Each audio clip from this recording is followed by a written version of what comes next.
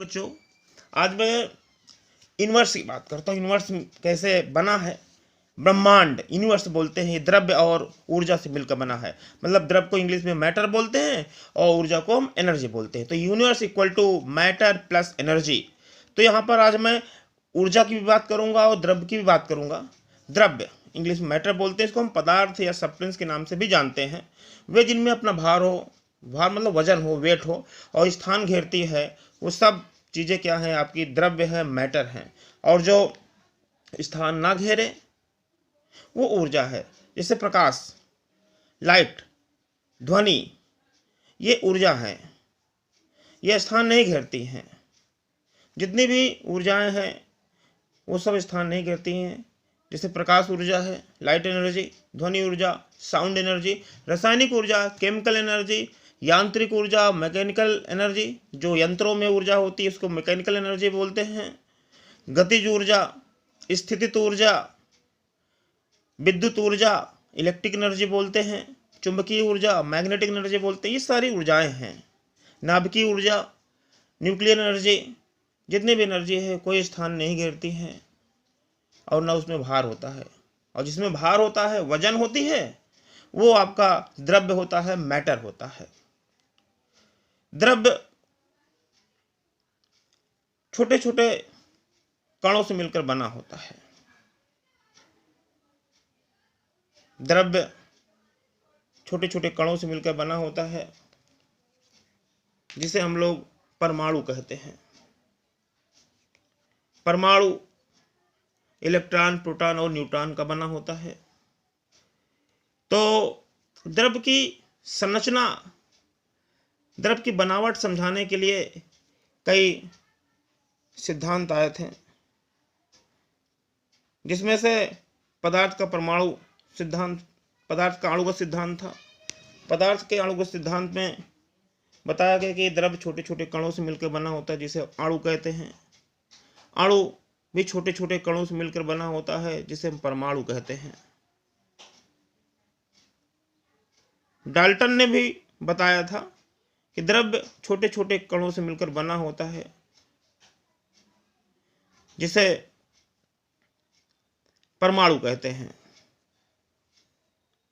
और परमाणु भी छोटे छोटे कणों से मिलकर बना होता है, जिसे जो मूल कण कहलाते हैं। इलेक्ट्रॉन, प्रोटॉन और न्यूट्रॉन ये परमाणु के मूल घटक होते हैं।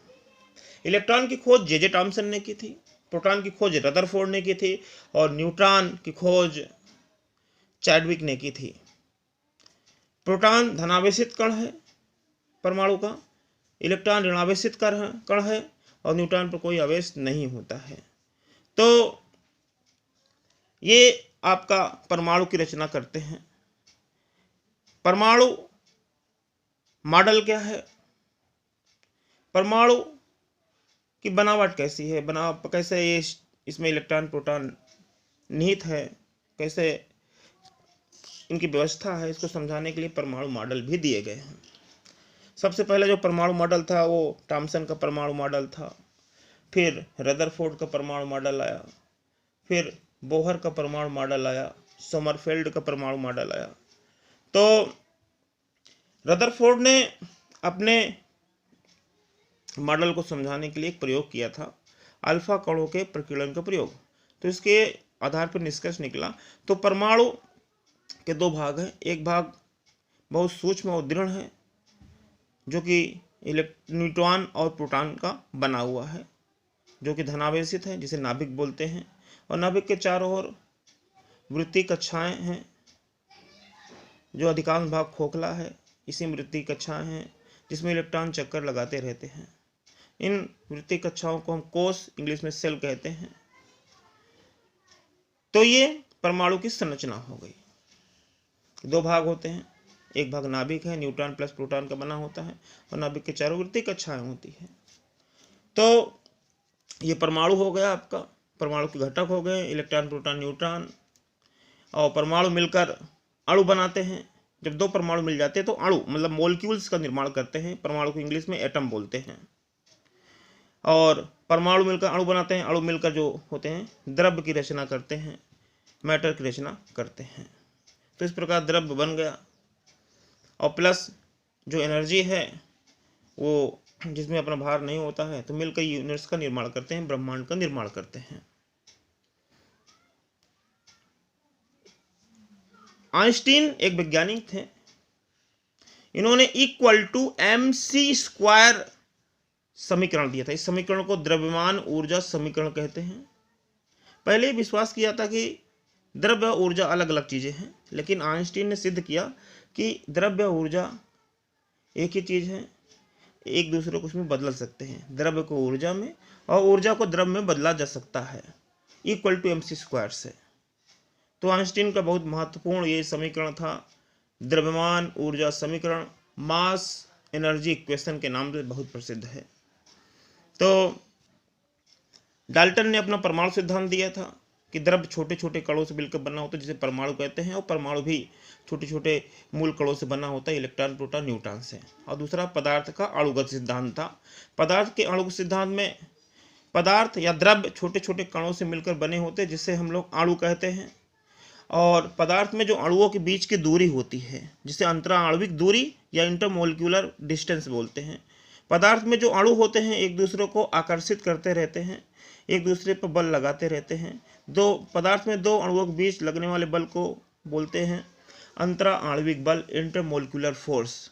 ये समानता आकर्षण की प्रवृत्ति वाले होते हैं। तो ये पदार्थ का अणुगत सिद्धांत हो गया। तो इस प्रकार आपने बेटा देखा कि द्रव्य और ऊर्जा, द्रव्य के बारे में बता दिया और ऊर्जा के बारे में बता दिया। तो इन्हीं से ब्रह्मांड बनता है। द्रव्य कैसे बना? परमाणुओं से।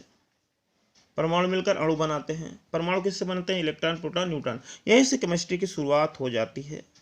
तो केमिस्ट्री में हम पदार्थ के, केमिस्ट्री क्या है? रसायन विज्ञान, विज्ञान की वह शाखा जिसके अंतर्गत पदार्थ के गुण क्या है, लक्षण, संगठन आदि का अध्ययन करते हैं कि पदार्थ का संगठन क्या है, उसके गुण क्या हैं, उसके लक्षण क्या हैं, इनका अध्ययन करते हैं, वही रसायन विज्ञान कहलाता है।